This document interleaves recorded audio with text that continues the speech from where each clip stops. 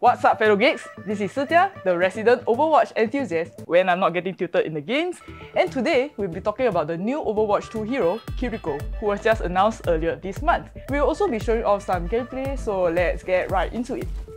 First off, a big shout out to Blizzard for giving us the chance to attend the Overwatch 2 Creators Summit last month, where we got to play Kiriko there and then. After a few more gameplay sessions, we now have a better idea of her playstyle, and here's what we think about the support hero designed for FPS players. She isn't as overpowered as you might think. See, on paper, she sounds broken, and by that we mean extremely broken. Kiriko might primarily do healing with her talismans, but her kunai can deal increased critical damage. She can also climb walls like Hanzo and Genji, cleanse negative effects, summon an area of invulnerability, and teleport directly to an ally, even through walls.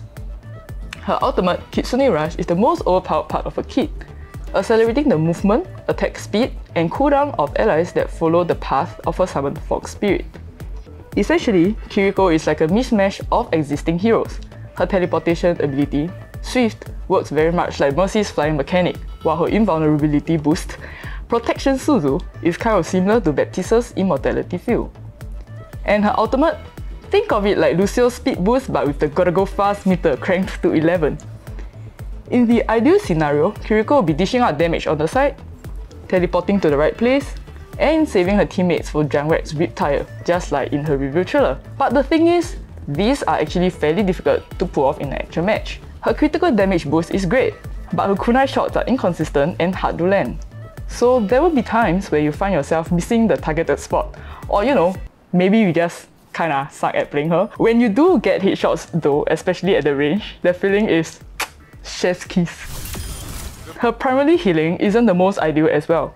Kiriko has 10 counts of healing Ofuda, and you can either send out 2 talismans at once or send out the whole stream of them by holding down on the same key. The talismans auto-target your allies, which is pretty cool, but because of their travel time, your teammates won't be able to get heals immediately, unlike, say, Moira's Biotic Grasp. There's also a short recharge time once the 10 talismans are used up. So if both your healing Ofuda and Protection Suzu are on cooldown in the middle of a fight, and if your other healer is down, well, peace be with you.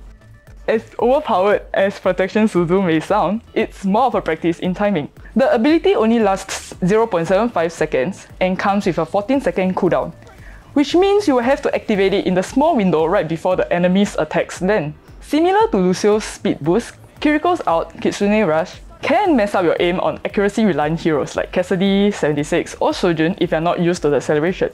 The path laid out by the summoned Kitsune and Tori gates can be a little difficult to see at times, more so for players with some degree of color blindness. So is Kiriko OP? Not necessarily, but is she fun to play? Heck yes.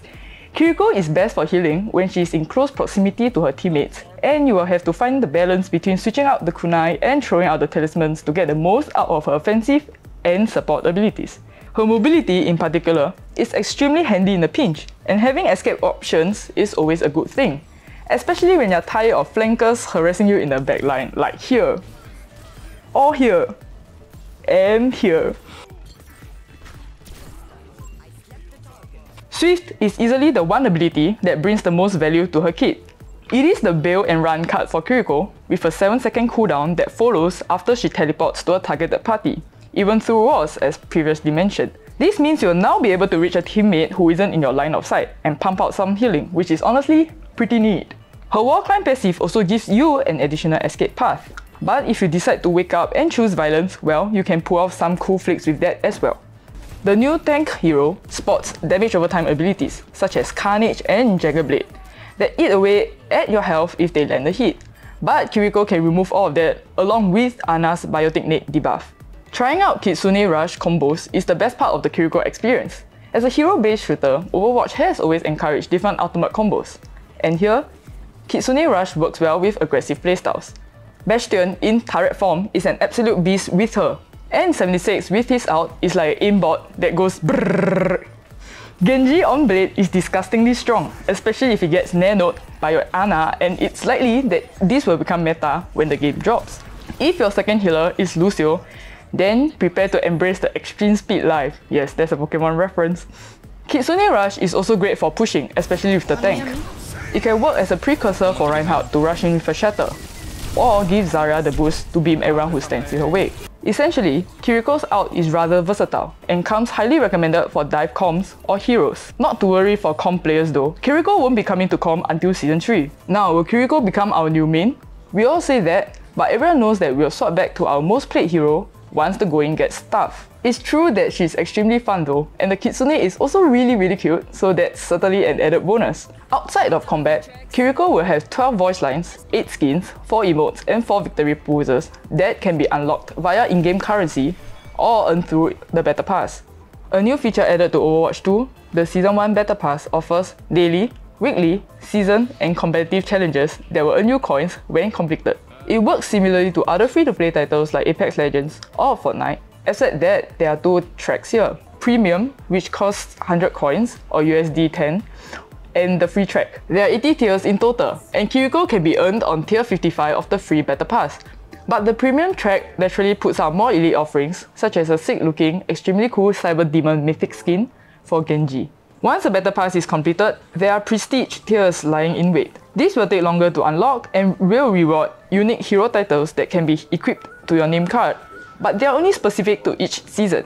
For existing players, you will be able to play Kiriko at launch along with DPS hero Sojourn and tank hero Jungle Queen, courtesy of the Founders Pack. New maps will also be available then with New Queen Street, Toronto, Portugal, Esperanza, and Rome focusing on push. Midtown, New York, meanwhile, will be the new hybrid maps. There you have it, our thoughts on Kiriko and a quick lowdown on some of the more important details. The switch to a Battle Pass system has invited some valid concerns from players, and we'll have to see how all of that pans out when Overwatch 2 goes live on 4th October. Still, it's nice to see there are some signs of revival here, especially after the content drought that has plagued the Overwatch community. What do you think of the new Battle Pass system? And will you be jumping back into the world of Overwatch? Let us know in the comments below, and don't forget to like, share and subscribe to check out our other videos. Take care!